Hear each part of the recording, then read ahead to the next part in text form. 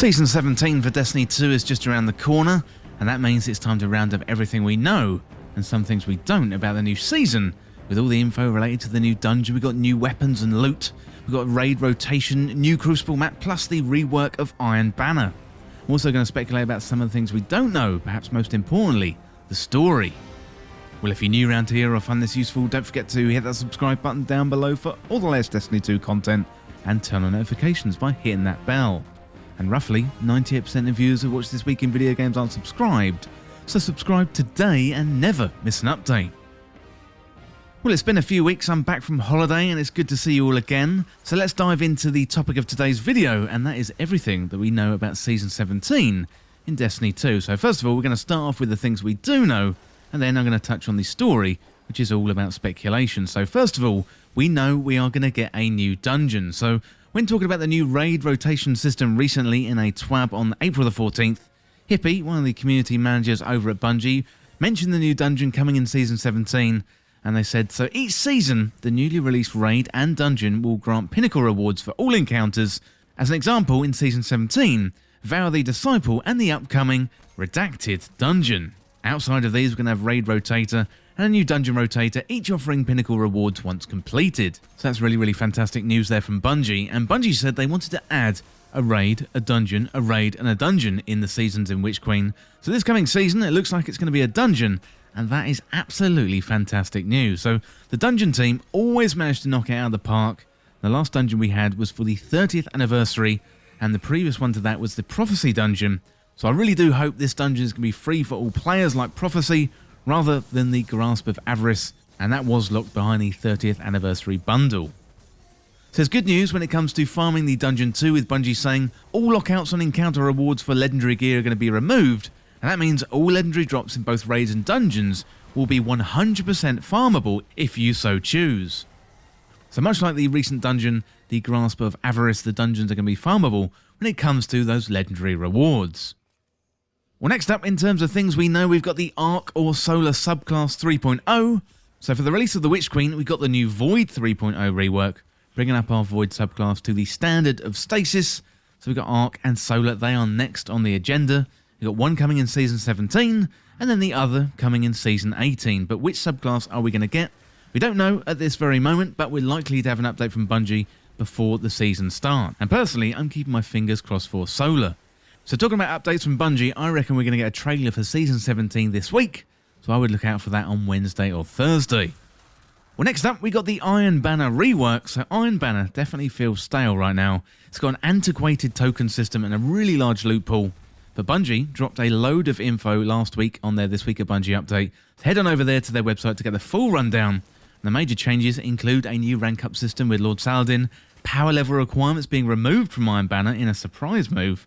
Plus, it's going to feel more like a holiday event, so when you arrive in the tower, Saladin is going to be front and centre, much like Evil Levante is at the moment for holiday events. So we've got a new reputation system coming in, and that's going to promote the use of Iron Banner weapons, armour and ornaments. We've got Iron Engrams too, which we can focus for Iron Banner loot. Plus, we're getting a specific title for Iron Banner, something we've been asking about for a very long time. There's also an introduction quest that everyone has to do, but don't worry, it's only once per account. Rift is also making a comeback in PvP in Destiny 2. That's the first time in Destiny 2 that's been available, having been around in Destiny 1. And Rift is going to be available during Iron Banner in Season 17. Then in future Iron Banner, that is going to feature other PvP modes, so it's no longer just going to be a variant of Control. And Iron Banner also is going to be less frequent per season, so we've got 2 Iron Banners coming up in Season 17, one in Week 2, that is on May the 31st, and then one in Week 8, that is on July the 12th. But do let me know down in the comments what you think of that Iron Banner rework. I, for one, am really excited. Well, next up, we've got a new Crucible Map. So Joe Blackburn updated the community related to PvP in August 2021 and said the following. So after the reprised maps in Season 16, Season 17 will come with a brand new map. Now, there's a bunch of new environments in Destiny 2. We're excited to start bringing them into the Crucible. So that is really good news from Joe there. But we also got an update in the latest this week at Bungie. So they said, in addition to Rift's triumphant return, we also created a brand new map specifically designed for that game mode. So it's one of our largest maps yet, but features areas made for different combat styles, particularly short, mid and long range combat.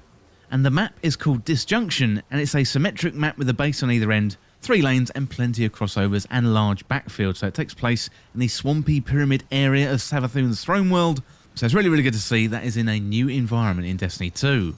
So Disjunction is going to be available on day 1 of Season 17 for all 6v6, 3v3 and free-for-all modes in Crucible, as well as the Iron Banner. Well, good news about that new Crucible map, but next up we've got some more new stuff. And now we're talking about new weapons. So we will all pretty much do anything in this game for loot, whether it's farming a dungeon or raid boss, or even shooting into a cave for hours on end.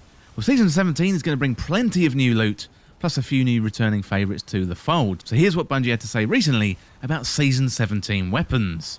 So with Season 17, the ritual weapons available when ranking up will be the heavy machine gun, and that is called Chain of Command. And for those itching for the new playlist weapons, in Crucible, we've got the Riptide fusion rifle. In Gambit, we've got the Deadweight shotgun. And for the Vanguard playlist, we've got the Strident whistle bow. So for other new weapons in Trials of Osiris, we get in the Forgiveness sidearm. We've got the Burden of Guilt fusion rifle. But also the Messenger pulse rifle and the Shura's Wrath is going to be leaving the Season 17 loot pool. So we've got at least 6 new weapons coming into various playlists. And that's not to mention all the new weapons we're going to get as part of Season 17. In terms of the Nightfall next season, we're going to get the Horror's Lease pulse rifle, and also the returning fan favourite, we've got the DFA hand cannon. And they are going to come back in both standard and adept versions, and they're going to be available in the Nightfall rotation. Well, that's it for the new and returning weapons, but next up we've got an update about the Sandbox. So there's an absolutely huge Sandbox update coming, meaning small changes to weapons, perks, exotics and mods. Pretty much everything in the game is getting tweaked. And loads of the changes are focused on PvP, trying to improve the PvP sandbox, given the lack of updates we've had recently. So PvE feels in a pretty good place, so it's time to give PvP some love. I'm not going to go through the whole thing, but here are some bullet points. The glaives are getting a huge buff, flinch is getting a rework, we've got the in-air accuracy, that is changing a lot. We're getting more stats for weapons displayed in the game, and there's going to be less one-hit kill options in PvP. You're going to see less special ammo as well. Fusion rifles and shotguns, well, they're getting a nerf. And then we got auto rifles, pulse rifles and machine guns. They are getting a nice big buff. Well, finally then, we got the new raid rotation feature. So Bungie wants to freshen up old raids and dungeons, so they're going to rotate the pinnacle rewards between legacy raids and dungeons, offering incentives for players to go back to their content on a regular basis. So Bungie say one way we're freshening up the raid and the dungeon experience in Destiny 2 is by developing a new rotation of featured content that we think you're going to like starting in Season 17. This is designed to make raid and dungeon content a little bit more enticing over the course of a season, while also providing more ways to play when jumping into different activities with friends and clanmates. We're breaking up our new rotator system into seasonal and weekly categories so that players can have a little additional freshness while taking on the weekly hunt for power. So in terms of the seasonal rotation, since the implementation is short and sweet, each season the newly released raid and dungeon will grant pinnacle rewards for all encounters.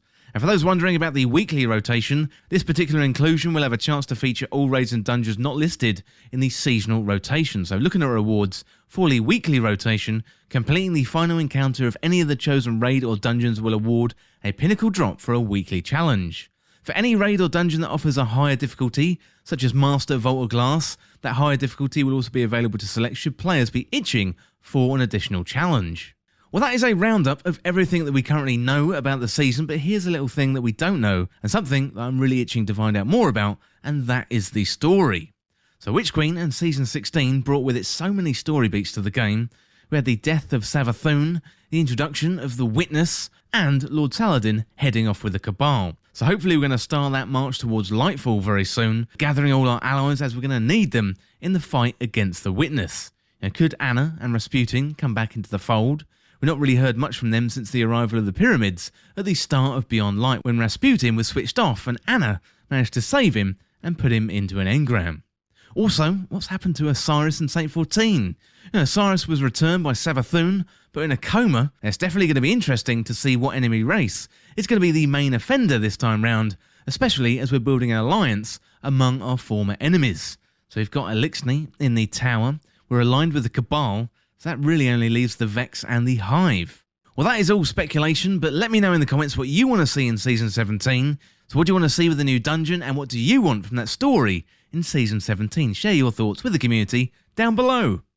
Well, that is it for everything we know in Season 17 Destiny 2. And as always, thank you so much for watching. For more Destiny 2 content like this, hit that subscribe button down below and subscribe to This Week in Video Games. Or you can check me out on Twitter at TWIVG Podcast. If you enjoyed this video, found it useful, liking and sharing the video would really help me out. Otherwise, check out the other videos on the channel. Well, thanks again. I'll see you soon.